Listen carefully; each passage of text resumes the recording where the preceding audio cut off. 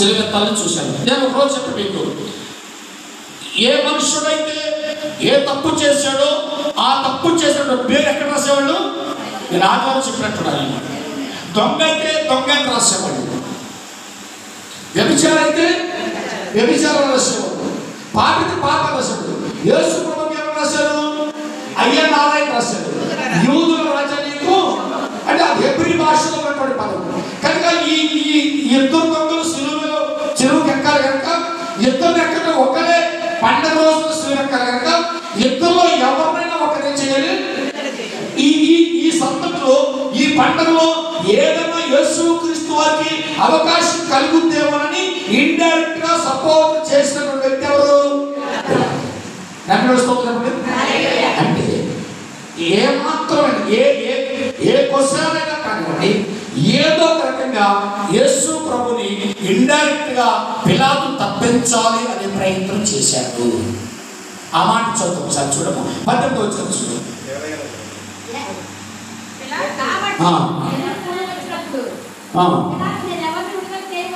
నేను ఎవరు విడుదల చేయాలని మీరు కోరుచున్నారు? బర్బానా, క్రీస్తుని యేసునా అని అడిగాను. ఎలాగా?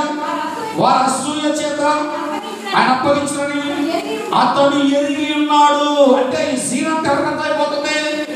పిలాతుకి అర్థమైపోతుంది. ప్రజలందరూ కూడా ఏమన్నారు? అతన్ని సిలువేయాలి, యేసు సిలువేయాలి. అంటే ప్రజలందరూ కూడా అసూయతోనే యేసు ప్రభువుని అప్పగించేది తప్ప అతనిలో ఎవరికి ఏ దోషము ఏ నేరము కనిపించదు. అంత చక్కని మాట చూడండి విషయాలు. తప్పించే ప్రయత్నంలో ప్రజల్లోకి వెళ్ళిపోయాడు. ఎక్కడన్నా న్యాయ అన్నాడు. జడ్జి పైన కూర్చొని ఎవరి లాయర్ ఎవరు విడుదల చేయమంటే అంటారా శ్వేత? ఎవరి జడ్జి గారు, నేను జడ్జి లాయర్ని వారిస్తా ఉన్నావు, అమ్మ ఎవరు విడుదల చేయమంటావు? ఈయన అయినట్టు ఏమంటారు? అది తీర్పు కాదు. కానీ పిలాతు టెక్నికల్గా ఏమంటాడు తెలుసా? మనకి యుద్ధంలో ఎవరైనా ఒకరిని విడుదల చేయాలి. ఇది మనకు ఉన్నటువంటి ఆచారం అలవాటు. ఈ ఆచారంలో ఎవరికైనా ఛాన్స్ రావాలి. ఎవరికి ఛాన్స్ వస్తే బాగుంటుందో అది మీరే తెలుసుకోండి.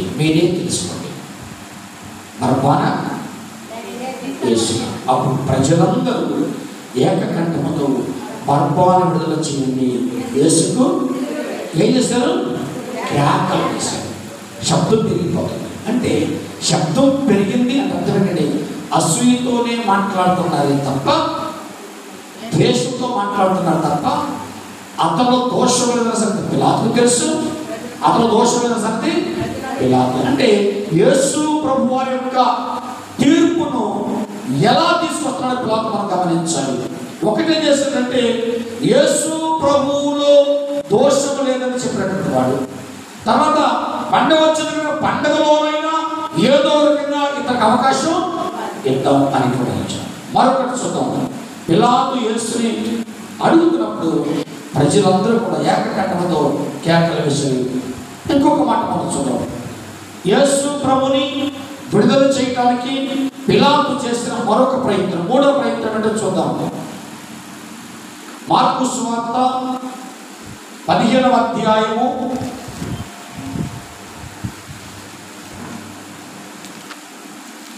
12-13 వచనాలు.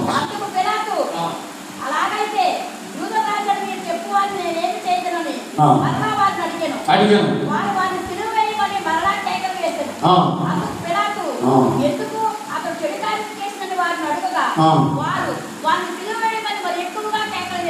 ఇక్కడ పిలాతేమో సాక్ష్యం అడుగుతున్నాడు, ప్రజలేమో మా సాక్ష్యంతో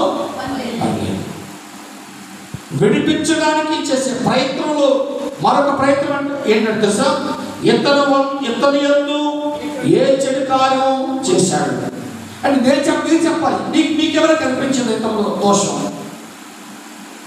ఇతరులు ఏ చెడ్డ కార్యం నాకైతే కనిపించదా, మీకైతే కనిపించదా? నాకేంటన్నా అసలు సమాధానం లేదు. ఒకే మాట, అందరూ ఒకే గోల కేకలు వేస్తాయి. ఏమనంటే బరబ్బను విడిపించమని. అక్కడ పిలాతు ప్రయత్నం సఫలం కావాలి. ఎన్ని ప్రయత్నాలు చేసినా పిలాతు ఫెయిల్ అవుతూనే ఉన్నాడు. అంటే ఫెయిల్ అవడం అంటే బలమ ప్రజల సపోర్ట్ కూడా కావాలి. కానీ ప్రజల సపోర్ట్ పిలాతు ఎక్కడ కూడా దొరకకపోయినా పిలాతు తీర్పు చెప్పొచ్చు, తీర్మానం చేయొచ్చు. కానీ అంత డిసిషన్, అంత తీర్మానం పిలాతు కూడా తీసుకెళ్ళిపోతాడు. అందుకు అక్కడ ఉంటాడు 15వ వచనం చూస్తే పిలాతు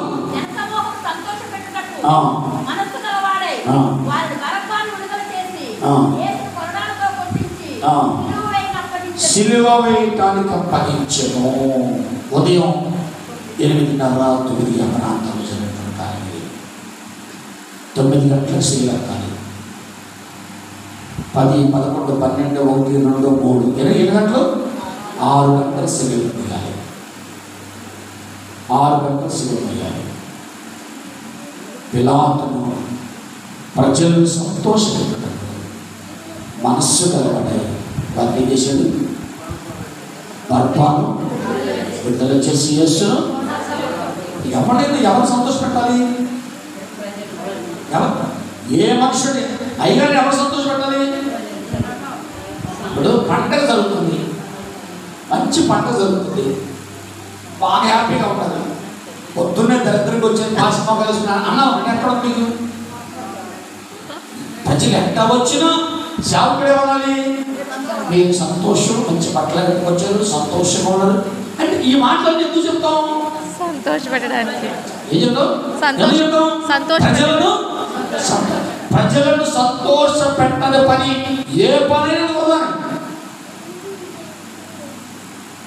ప్రజలను సంతోష పెట్టకోకుండా చేసి ఏ పనైనా వృధాని. పిల్లలకు బట్టలు ఎత్తుకున్నాం, పిల్లలు కోరుకున్నా కానీ ఎందుకు జాయిన్ చేస్తాం? చెప్పడమ్మా, సంతోష పెట్టాలి. పిల్లలు కోరుకున్నటువంటి టిఫిన్ పెడతాం, ఎందుకు పెడతాం? పిల్లల్ని ఇక్కడ చివరికి ఏమి తోచుకుంటున్నాక మరి ఏమన్నా ఉపయోగం లేదు, ఇదేమో ఎటు ఈయన్ని విడుదల చేసే అవకాశం లేదు, ఇది ఎటు మనం సక్సెస్ అవ్వం కనుక చివరికి ప్రజల వైపు అన్న తిరిగితే ప్రజలన్నా మనం గౌరవిస్తారు, మన పదవన్నా మనకి దక్కుతుంది. ఇది ఎవరి ఆలోచన?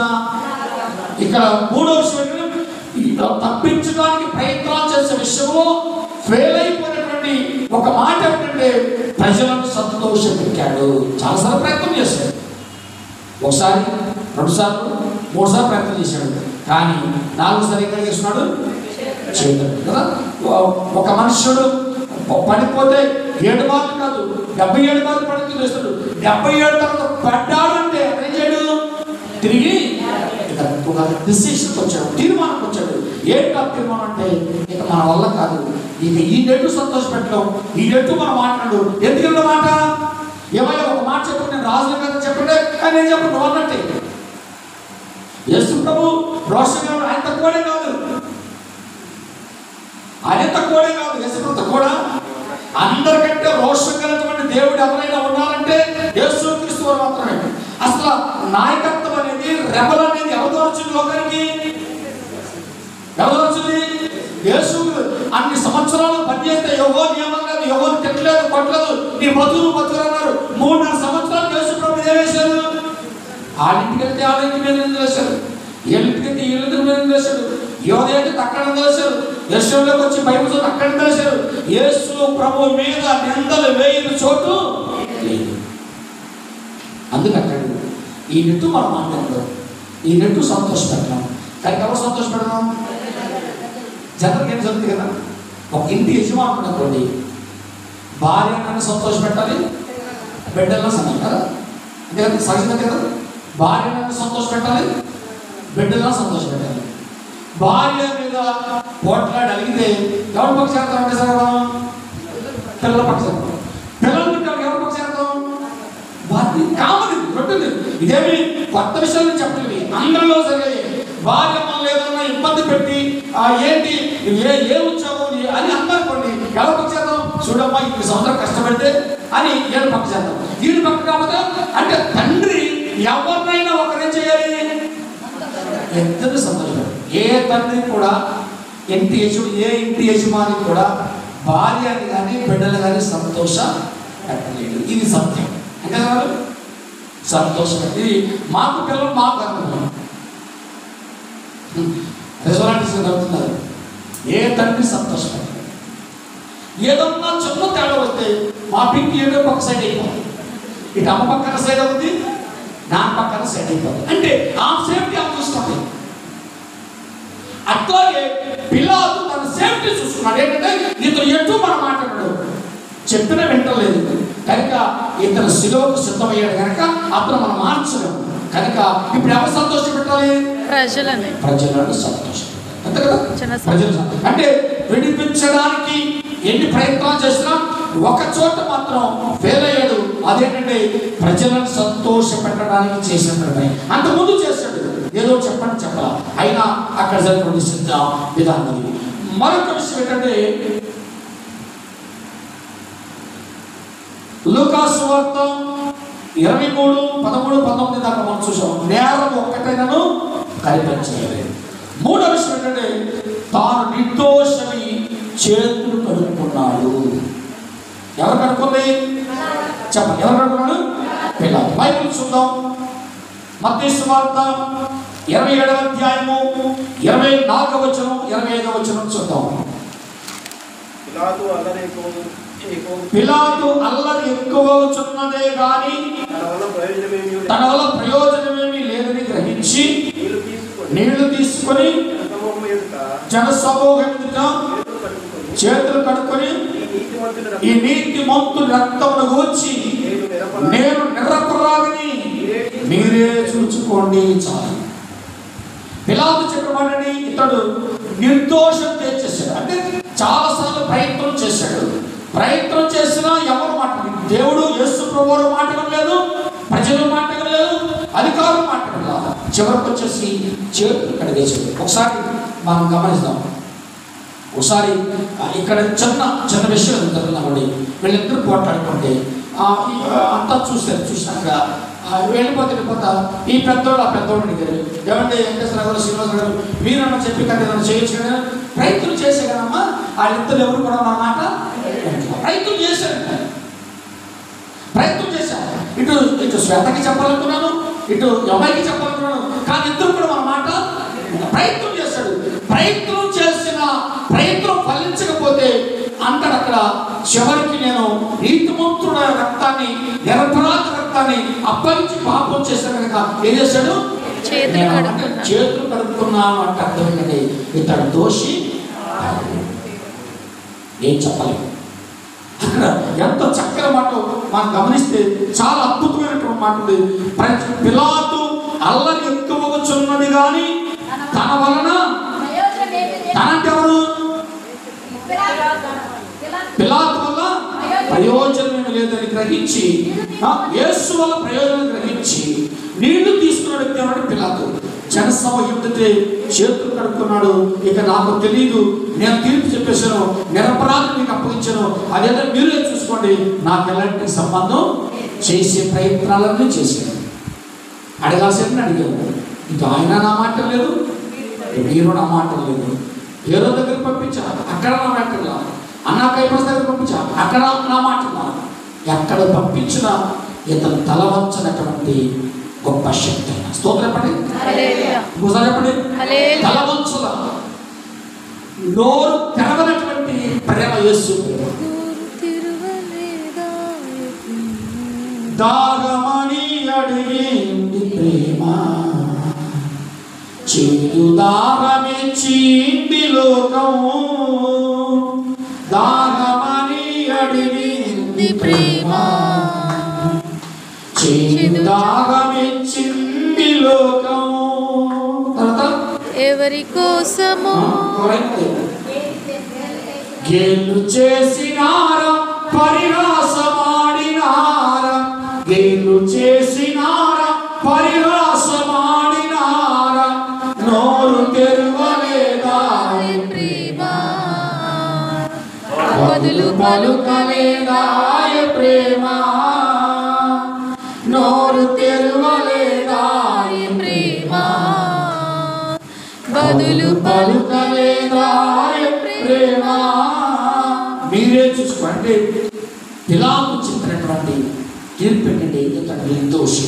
అంటే అక్కడ కూడా యేసు ప్రభువుని కాపాడాలని ప్రయత్నించారు. నిర్దోష అంటే అర్థం ఏంటంటే ఇక మీరు ఇష్టమైతే వదిలిపెట్టేయచ్చు, ఇష్టమైతే వదిలిపెట్టేయచ్చు, కానీ వదిలిపెట్టమని మాత్రం నేను చెప్పను, మీకు ఇష్టం పెట్టేసాడు.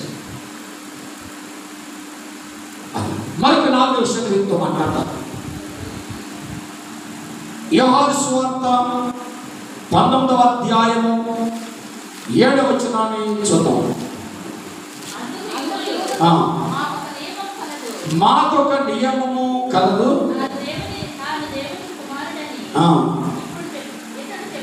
ఇతడు చెప్పుచున్నాడు కనుక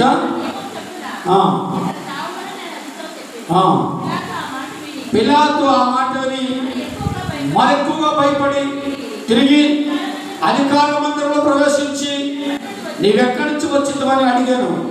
అయితే యేసు అతనికి ఏ ఉత్తరము ఇయ్యలేదు.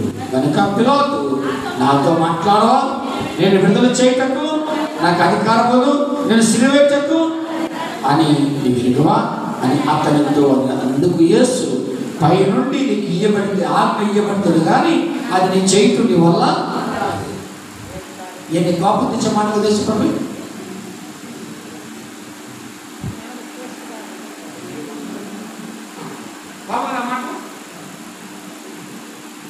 ఏమంటాం? కోపం కదా మాటలు. నీకు నాకు అధికారం ఉంది, నాకు అధికారం ఉంది, నేను విడుదల చేసే అధికారం నాకు ఉంది, సిలువేసే అధికారం చెప్తా ఉదాహరణకి. అంటే అదే అదే అదే లేక కదా ఏ అధికారం. అందుకనే కింద అన్నాడు ప్రభు, పై నుండి నీకు అధికారం ఇవ్వబడితేనే తప్ప నువ్వేమి కూడా చేయవు. పై నుండి అధికారం ఇవ్వబడితే తప్ప అది జరగదు. మీకు కొన్ని విషయాలు తెలుసు. ఏ విషయం?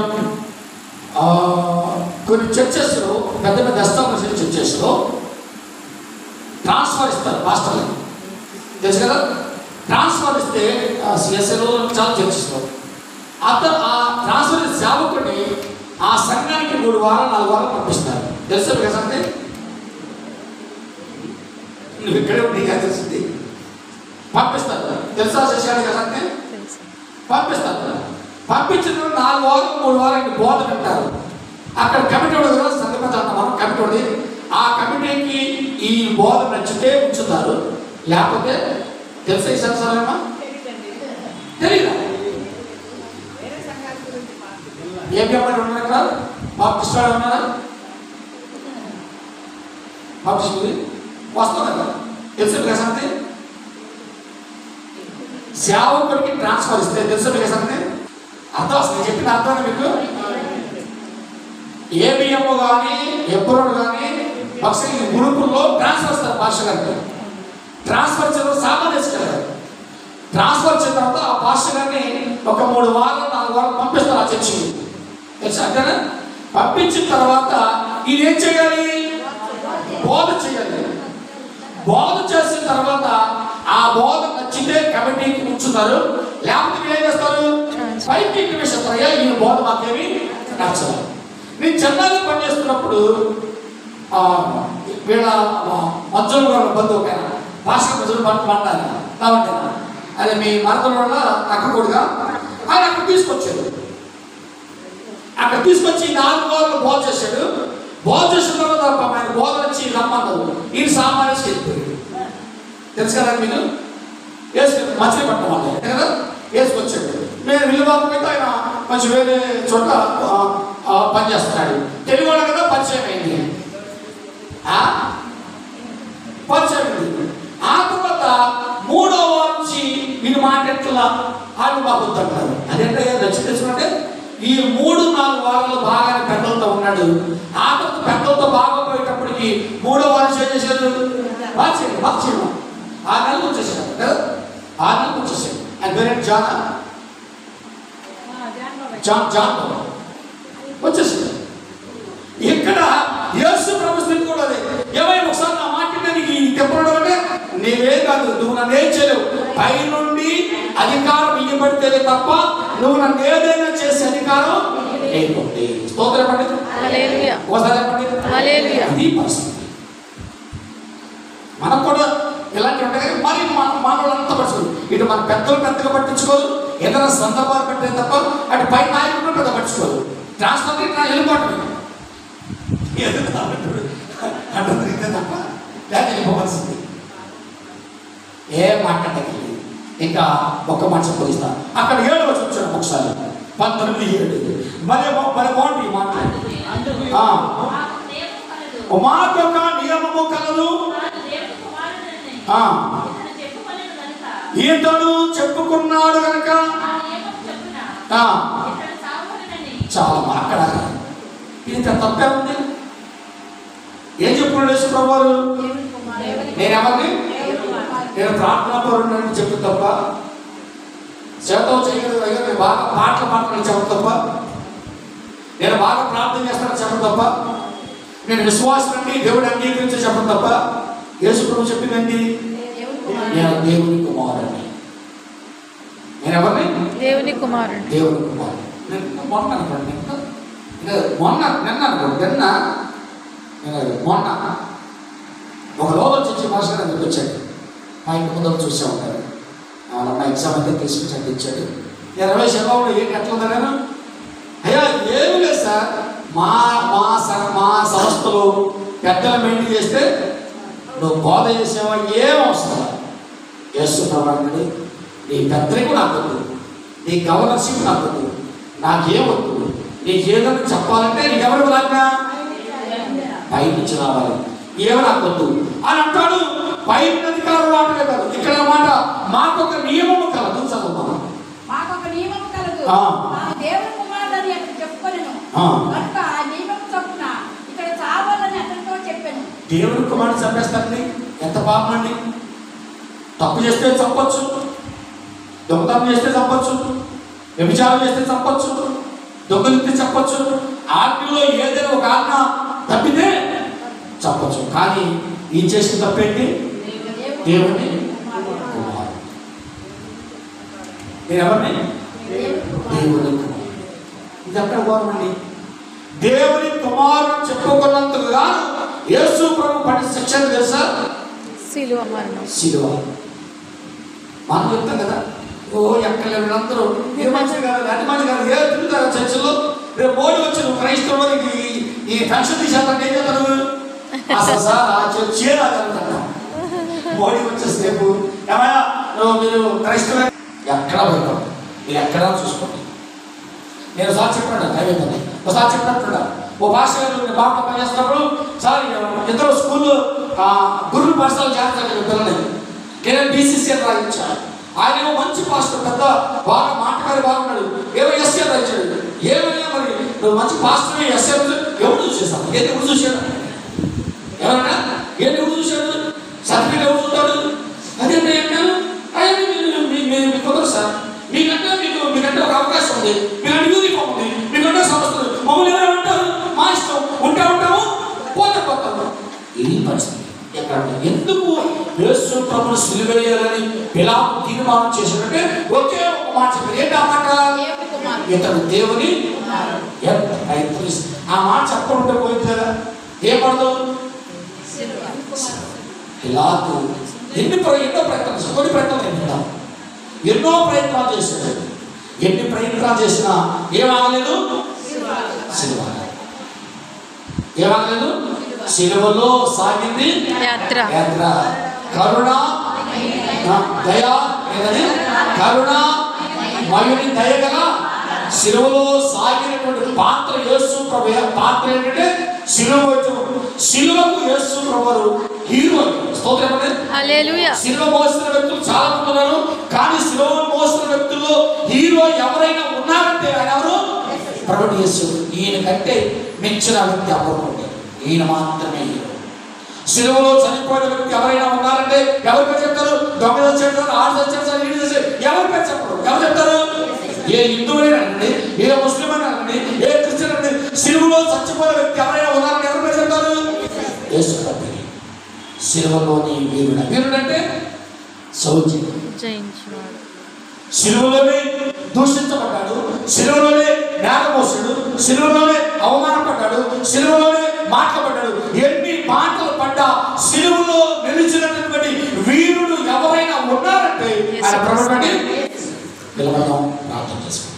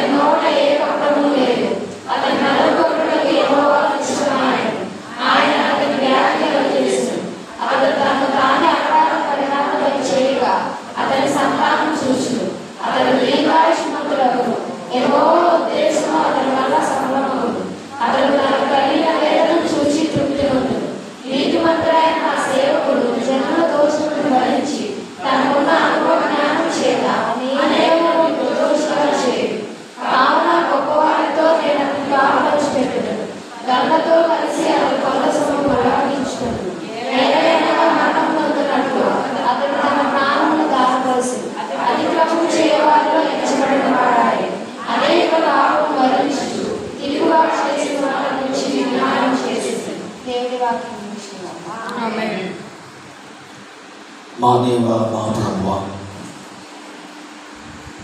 మా రక్షక, మా విమోచక,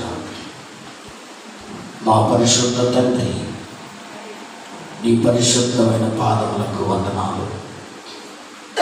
మీ మహిమ కొరకే స్తోత్రాలు, మీ రాకడ కొరకే వందనాలు, మీ నీతి, మీ రాజ్యము కొరకే స్తోత్రాలు. ఈరోజంతా కృషి స్త్రీలు 2 గంటల నుంచి ఇప్పుడు దాకా అలసిపోయారు ప్రభు. అయినా మన రెండోసారి నీ మందిరం అడుగు పెట్టారు. వారికి క్షేమాన్ని సమర్థనమండి. నీ మందిరంలో కూర్చున్న ప్రతి తల్లి, ప్రతి సహోదరి, ప్రతి సహోదరుడు, పెద్దవారిని బట్టి మేము ప్రార్థిస్తున్నాం. చేతులు కడుక్కున్నటువంటి పిలాతు అని కాదు ప్రభు, నీతిమంతుడైన క్రీస్తుని బ్రతకడానికి మాకు సహాయం చేయండి.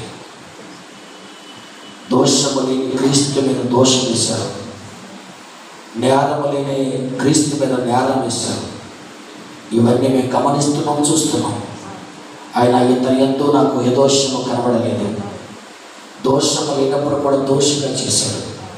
అందుకు నీకు వందనాలు. బలహీనంగా ఉన్న బిడ్డల కొరకు ప్రార్థిస్తున్నాం. ఆరోగ్యము లేని బిడ్డల కొరకు ప్రార్థిస్తున్నాం.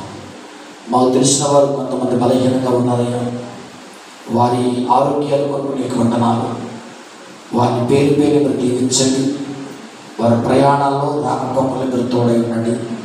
క్షేమాన్ని అనుగ్రహించమని మేము ప్రార్థిస్తున్నాం. నన్ను, నా సంఘాన్ని, నా ప్రజలను దీవించండి. సంఘ పెద్దల కొరకు, కృషికి, లీగా మెర్సీ, యూత్ అందరి కొరకు ప్రార్థిస్తున్నాం. ఆ తండ్రులకు కొట్టుటకు యెహోవాకు ఇష్టమాయను. ఆయన అతనికి వ్యాధి కలుగు చేసిన అతడు తను తానే అపరాధ పరిహారాన్ని చేయగా అతని సంతానము చూచుకో అతడు దీర్ఘాయుష్మంతుడగును. యెహోవా ఉద్దేశము అతని వల్ల సఫలమవును. యెహోవా ఉద్దేశము మీ వల్ల సఫలమైంది, మీ వల్ల నెరవేరింది. నెరవేరినటువంటి వాగ్దానము మేము స్వతంత్రించుకోవడానికి సహాయం చేయండి. 3 విడతలు మాత్రమే ఉండండి. మరలా మీరు వచ్చే వరకు, మేము చచ్చిపోయే వరకు నమ్మకంగా జీవించే భద్రతను ఉదయించమని, మరలా రేపు రాత్రి మేము కలుసుకునే వరకు మీ క్షేమాన్ని మాకు ఇవ్వమని నాతో మాతో మీరు మాట్లాడండి. ఎగ్జామ్స్ రాస్తున్న విద్యార్థులు వారి చదువు కొరకు మేము ప్రార్థిస్తాం. ఎల్కేజీ పీజీ అంటారు, వివాహం కొరకు సిద్ధపడుతున్న యవనస్తులు అంటారు. అలాగే గర్భఫలాలు లేని కుటుంబాలు బిడ్డల కొరకు ప్రార్థిస్తూ మీరే మాతో మాట్లాడమని, మీరే సహాయం చేయమని, ఆదరించి ఆశ్రయించమని యేసు నామములో ప్రార్థన చేస్తూ అడుగుచున్నాము తండ్రి. ఆమేన్. తండ్రి యొక్కయు కుమారుని యొక్కయు పరిశుద్ధాత్మ యొక్క నామములో ఆయన కృప సమాధానములు నిత్యము సదా తోడై ఉండునుగాక. ఆమేన్. హల్లెలూయా. హల్లెలూయా. మీ అందరూ వందనాలు. దేవుడు మిమ్మల్ని అందరికీ దీవించునుగాక.